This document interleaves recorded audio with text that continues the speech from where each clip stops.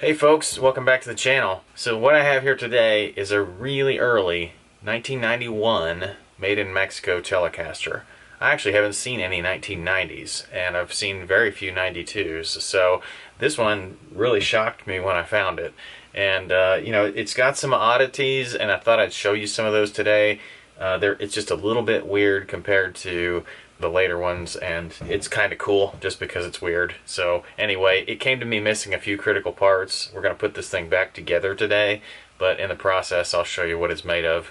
So let's talk about this neck. So early made in Mexico Fenders had vintage style frets, so they're very thin and not very tall. Really nice neck. It's a one-piece neck. It's not a maple fretboard or anything. It's actually the frets are in the wood itself for the neck, and it's got sort of a medium C profile. Radius was 9.5.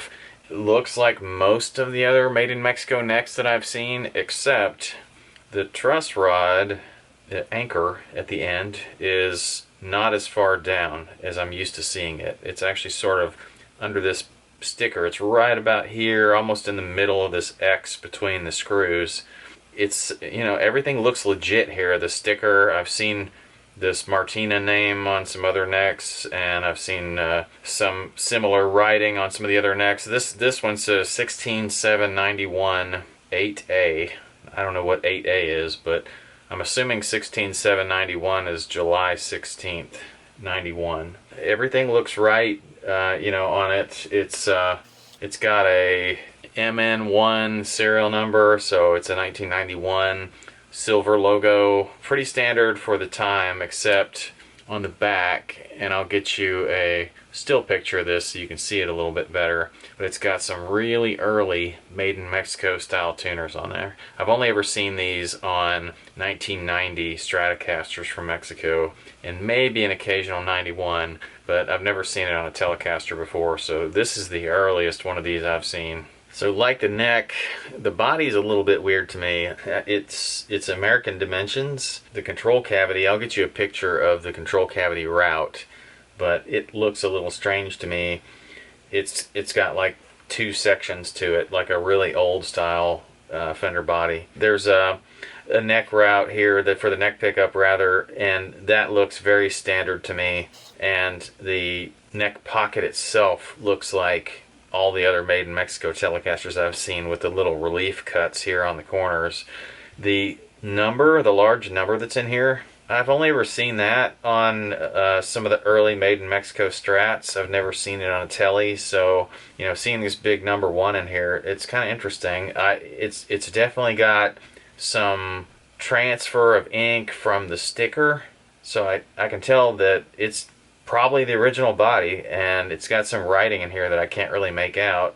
It looks like a Fender body to me, but the interesting thing about it is that it is not a string through body. It is a hardtail with the bridge that has, well, not only 6 individual saddles, but it does not go through the body, so the strings rest against the back of the bridge here. The pickups look right to me.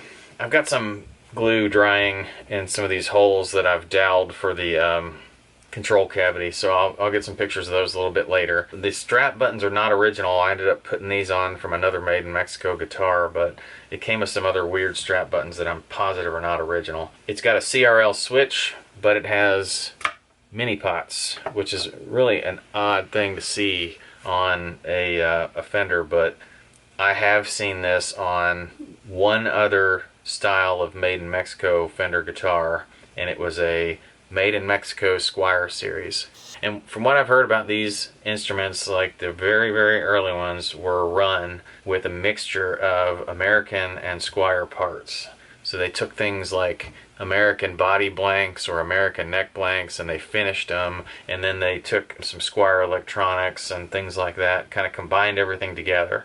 Now, I don't think this CRL switch is original, because that would have been too expensive to put in this line of guitar, but I do believe the pots are original. This capacitor looks original, but somebody's definitely been doing some soldering over here. And like I said, I'll get these pickups out and show you the pickups later. Right now, what I'm trying to do is I'm trying to fit a pickguard. So I got this is a Fender pickguard, but believe it or not, it doesn't actually fit right, because this control plate is a 34 millimeter wide control plate when most Fenders are 32 millimeter. And again, I've seen that before on another made in Mexico instrument, which was a 97-98 made in Mexico Squire. I've seen that before. It doesn't alarm me, but it's annoying because I had to open up this radius here on the American pickguard to get it to fit. Actually, it's a made in Mexico pickguard, but anyway, I had to open that up to get it to fit. Anyway, got that in the works. Got some glue drying on some of these dowels here to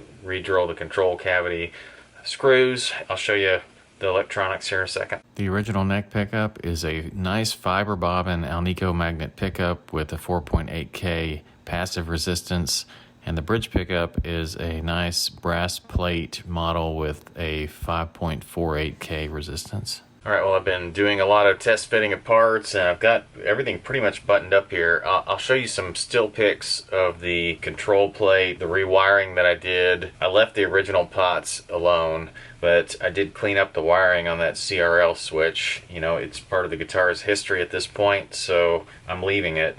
I also rewired a new Switchcraft jack in here. The old jack was definitely a Squire style model, and you know what, some things are just best left to history, and that thing is junk. The other thing I've got to do now, well, actually the other thing I did was I fitted the new pick guard. All that required was mounting the 2 screws for the pickup and just putting the 8 screws back in. I use stainless screws instead of nickel plated. It doesn't make a whole lot of difference, but it's just a tiny difference. I've got to remount the neck now, so that's my next step. Alright, well, it's now assembled, and I've got to string it and do the setup, so we'll go through that next.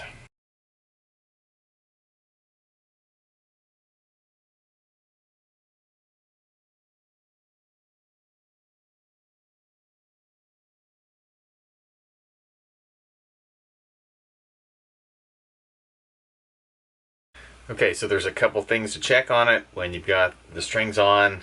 Pickup height adjustment you'll want to make. And I usually just kind of cheat and use an Allen wrench that's pretty close. You can check my videos on setting pickup height. They look pretty good right now to me. You also want to check your action at the 17th fret, and you'll want to go with a 4/64ths setting, so you'll need a ruler that does 64ths. And I have already checked these once, but let's check them again. Yeah, they all look very good. And you'll want to check out your intonation as well if you're putting a guitar together like I was this one.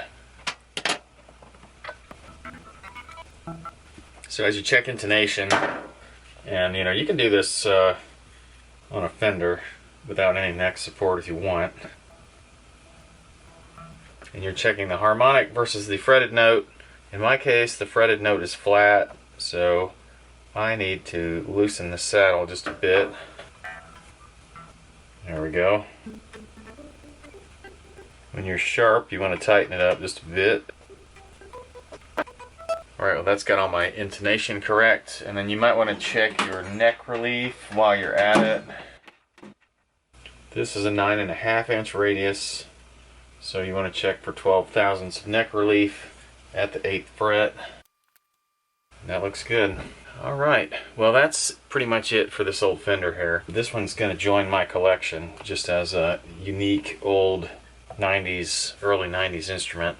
You know, I appreciate you guys following me on these episodes. I really like it when you guys like and comment on my videos, and I appreciate all the subscriptions, and I hope to see you guys next time. Hope y'all have a happy new year, or had a happy new year. I don't know when this episode's going to come out, but anyway, happy new year, guys, and I'll see you later.